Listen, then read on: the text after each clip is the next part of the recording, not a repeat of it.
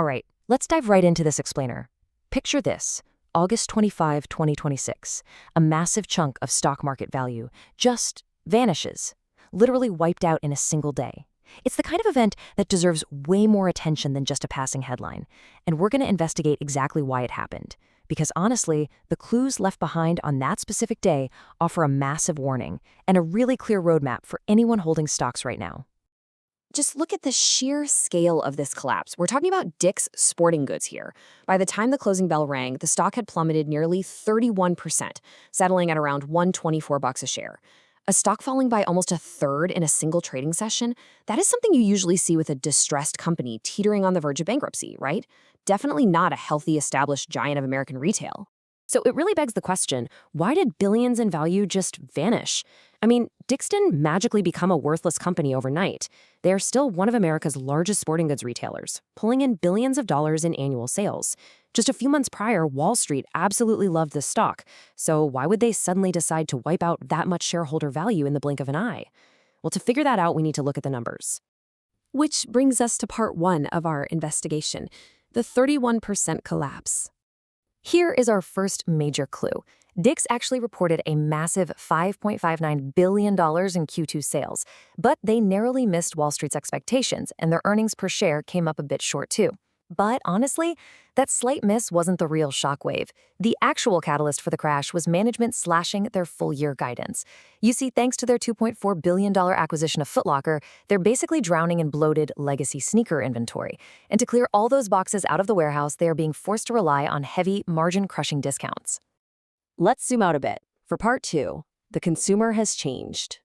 You've got to wonder, is this just a Dick's Sporting Goods problem, or is there a much bigger shift happening across the economy? Looking at the macro data from US Bank, the American consumer is absolutely not dead. Look at these numbers. Sure, July retail sales fell slightly by 0.6% from the month before, but they were still up a really healthy 5% year over year. Low layoffs and steady wage growth are keeping household purchasing power totally alive. People are definitely still spending money, they're just completely reallocating where those dollars go. And here's how those priorities are shifting. As inflation has pumped up the baseline cost of groceries, gas, and housing, consumers have become incredibly selective. When families do spend on discretionary stuff, we're seeing a hard pivot toward health and wellness categories. But what they are completely refusing to do is shell out $150 full retail for legacy sneakers. No way. They're waiting for discounts. And that refusal is absolutely destroying the pricing power of retailers who heavily rely on those premium sneaker sales. This brings us to a super crucial market lesson.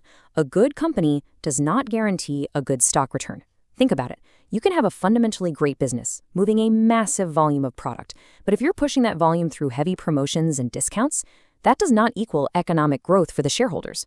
Revenue growth looks amazing on paper, but if it comes at the total expense of your profit margins, Wall Street is going to punish you severely. Okay, let's pivot to where the money is going. Part 3, the AI expectation trap. If investors are bailing on retail names because of margin pressure, where are they actively hiding their money? Well, look at the insane internal tug of war happening over at AMD right now.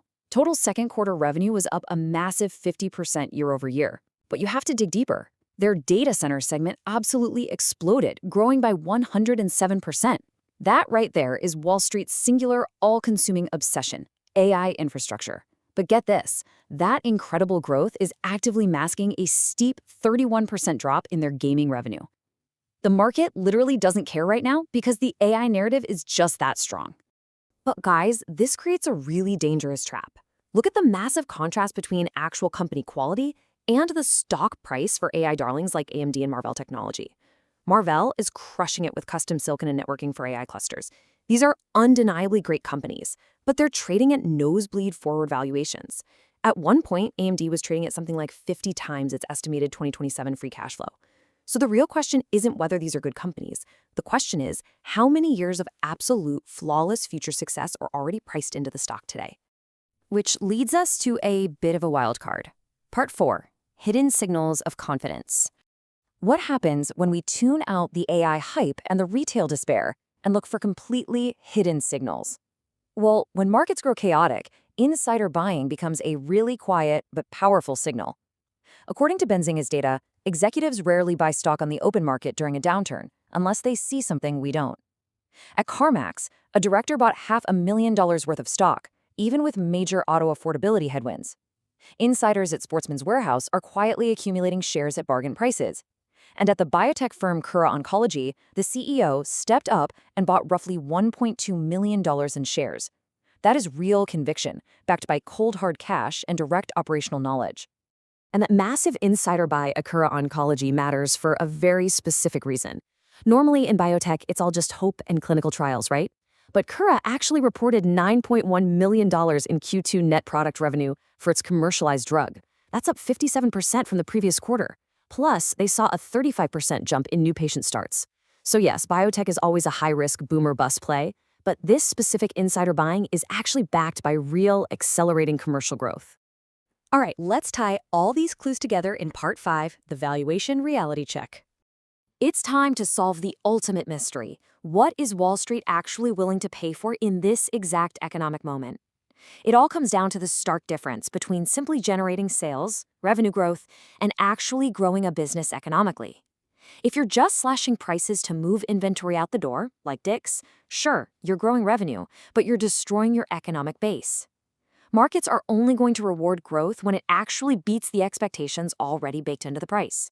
So, evaluating risk properly is absolutely crucial. Take a look at this final risk scorecard.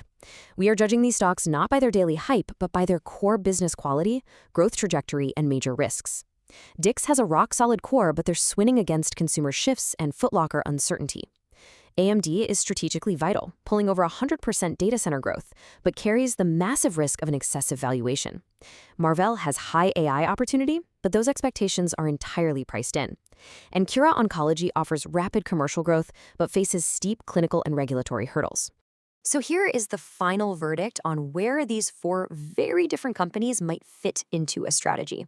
Kura is a highly speculative binary bucket play. Dick's is actually a fascinating contrarian setup to watch right now. The bad news is already out there, and the valuation has completely reset. Marvell is walking a tightrope. They need flawless, immediate earnings execution to validate their AI narrative. And AMD, it is undeniably the strongest underlying business on this list. But because of its premium price tag, it actually carries the most dangerous expectation risk of them all. At the end of the day, the price you pay dictates a massive part of your outcome.